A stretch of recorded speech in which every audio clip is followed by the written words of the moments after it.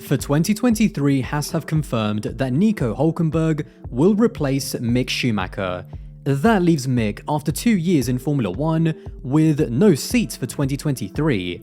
Although if Logan Sargent, who was announced as Williams' 2023 driver, doesn't secure the necessary super license points in the final F2 race, then Mick would be the ideal choice for Williams. However, barring that unlikely but possible scenario, Mick is out. He made it very clear with the statement that he released on social media that the hunger to remain in Formula 1 is still there, and that the plan is to do everything that he can to return in 2024. But he also made it clear that he was very disappointed to be dropped, and that he felt that he had done enough to deserve a place in Formula 1. So where did it all go wrong? I'll say right from the off that I'm actually really sad to see Mick go, because I was one of those people that got swept up in the Mick being Michael's son and wanting him to do well. And to me, there's never going to be a debate over whether he earned his chance in F1. If a driver that is both a Formula 3 and Formula 2 champion doesn't deserve a chance in Formula 1, then seriously, what are we doing? Racing or ping pong? The Schumacher element also made me want him to do well. The whole being part of the Ferrari Driver Academy, seeing him in Ferrari overalls, testing for Ferrari with a nod to maybe one day driving for the team, and even just the fact that when he was in Formula 2, he raced for Prema in a red car, all of that was pulling at my heartstrings, I am not gonna lie. That is why, unlike when other drivers are dropped, this one does sting just a little bit more, because when it comes to the absolute top level of motorsport, the Schumacher name alone doesn't score you points. And that is why, whilst I do think that Mick deserved one more season because he has made progress in 2022, the team were also more than justified in dropping Mick and instead going in a different direction in a driver with more experience. Now, when it comes to the question of who's at fault, is it Mick or is it the team? As always, the answer is both.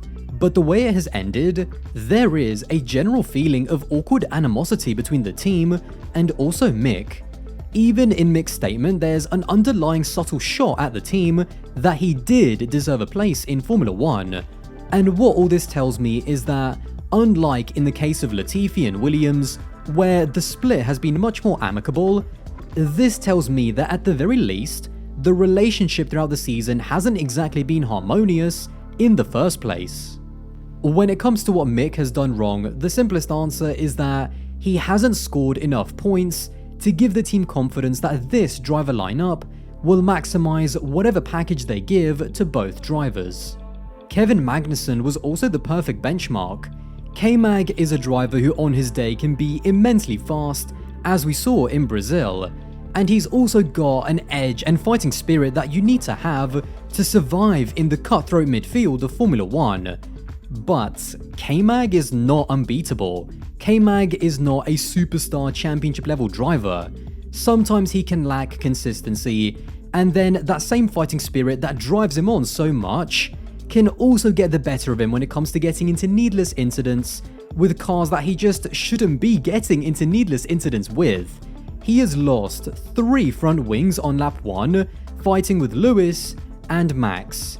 And also, at the beginning of the season, this set a really negative tone because Kevin Magnussen outperforming Mick almost immediately made it look even worse because he literally found out that he was going to drive less than 2 weeks before the first race. That is why K-Mag was such a good benchmark. K-Mag is good, he is solid, but his erratic driving at times also made him beatable for a young driver with enough speed and consistency. Based on pure results, although Mick has only scored points twice this season, when you actually look at what he scored relative to his teammate, he's not been horrific. Currently Mick on 12 points has scored 32% of the team's total points. That is actually a better percentage than both Daniel Ricciardo and Zhou Guanyu, and it's almost the same as what Yuki has scored compared to Pierre. So what that means is that he's right in that ballpark with the likes of Zhou and Yuki. Now, that is not a quality list of drivers to be amongst, I will admit, but both of those drivers, who are of similar experience to Mick in Formula 1, were given contract extensions. And so purely from a points point of view, pun intended, Mick relative to the other drivers has done enough, even if it is just the bare minimum. The next thing, which has been talked about endlessly, and rightly so, is the crash damage. Now, this is a legacy from his rookie season where, even though Mazepin was the one that was getting all of the blame and the jokes, Mick was actually the one that was costing the team more money. Now, unfortunately, he carried that over into 2022, which was the single biggest problem, in my opinion. Both of the crashes in Jeddah and Monaco destroyed 2 whole chassis, and this absolutely killed the team, and more importantly, his confidence at a point of the season where the Haas car was at its absolute best. Haas don't run at the budget cap. They are a team clawing and scratching to make every penny count, and when you have to replace 2 separate chassis, that is a huge amount of money that has to be redirected, which could have gone on manufacturing new and improved parts, rather than just replacing old ones. Now, there is also a third reason outside of the results and the crashes, where it seems that something has gone wrong. I can't specifically say what it is, but loads of the F1 media throughout the season have been referencing a problem between the team and the people around Mick. And now, perhaps the team don't like how involved they were in criticizing them, or perhaps the people around Mick weren't happy with the way the team wasn't supporting Mick. But here's Martin Brundle, amongst many others, hinting at internal problems at the team. They've gone for the security of experience. Mick crashed too many cars. I think the team were a little bit fed up with Mick's entourage and all the pressures that came with that. Even after the announcement that Mick was dropped, his uncle Ralf Schumacher came out on German TV criticizing Günther Steiner directly and saying that he had something personal against Mick and that he couldn't handle when all of the attention wasn't on him. Now, that is some pretty wild statements to make, and I am not going to get into if they're true or not because I don't know. But because of the Schumacher name, whether it's Mick's team or his family, who are also well known in racing and also have their own platforms, there has clearly been a lot of noise that has surrounded Mick throughout the season, and it's that noise that I think has contributed to the animosity between Mick and the team. I am not saying that the people around Mick can't defend him from criticism, and I'm also not saying that the team don't have a right to criticize when they feel external people are getting in the way of the driver-team dynamic. But regardless of who's at fault, the relationship all the way from the beginning of the season just hasn't been right. And when you have a driver who's underperforming and crashing in a team with a bad relationship, it's a recipe for disaster.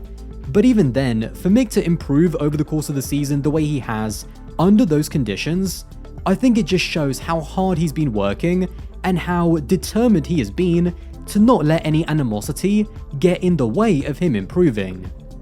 Those are the 3 main reasons why Mick Schumacher at Haas just didn't work out. Now, if it was just 2 of those things, if Mick crashed too much and maybe his people were a little bit difficult to deal with but he was scoring more points, or maybe if he was still crashing a little bit and not scoring too many points, but there was less noise and tension with his people towards the team, then maybe Mick could have hanged on to that seat. But I think the combination of all of those 3 just tipped it over the edge for Haas. Now, let me be very clear. I have zero doubts in my mind that Günther Steiner also played a part in Mick's struggles. I have talked on this channel before how he's probably the team principal that I am least sure about, and so much of being a good team principal is the environment that you create by how you manage the drivers and the morale and motivation within the team. Because Haas are a smaller independent team, it means that they have to fight for every last scrap to survive, and I've always felt that the environment within Haas, even going back to the K-Mag and Grosjean days, it's a very spiky and fiery environment, and unlike a more stable team like AlphaTauri where you can have struggles and crashes and still be afforded that comfort, Haas are not that team. They need results every single race, and it's just not an environment where I think a younger driver who will make mistakes and might not be fully matured and ready mentally for that pressure can really flourish. But maybe Mick should have known that going in. Maybe he should have expected that if he didn't perform regardless of his experience, the pressure was going to mount on him, because the pressure quickly mounts on the whole team when it comes to just surviving and staying within Formula 1. Haas are a good team with good people, and Mick is a very capable driver who does have potential in my opinion. But this was the wrong team with the wrong driver at this point in his career. It was an incompatible match, and I think for the good of everyone, maybe it's right that they parted ways. I do think Mick deserves a chance again in Formula 1. The difficulty for him will be someone like Ricciardo. If you're a team who's open to accepting a driver on the sidelines, someone like Ricciardo is still a better prospect. And that's the difficulty that Mick is going to face trying to come back in 2024. But he is clearly still very hungry, he is clearly still very motivated, and in his own words, the subject of him racing in Formula 1 is anything but closed.